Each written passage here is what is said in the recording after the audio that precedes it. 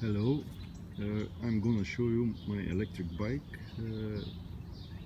It's homemade bike built with auto parts. The motor is from the Windshield motor from the BMW. It's running very silent.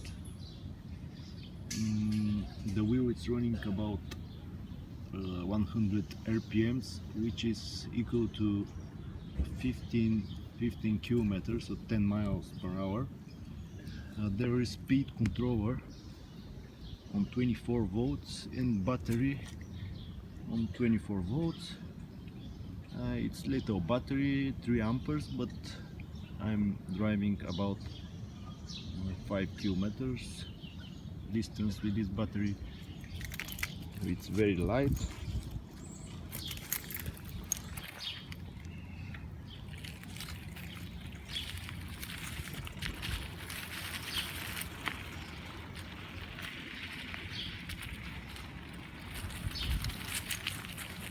Thank you for watching, and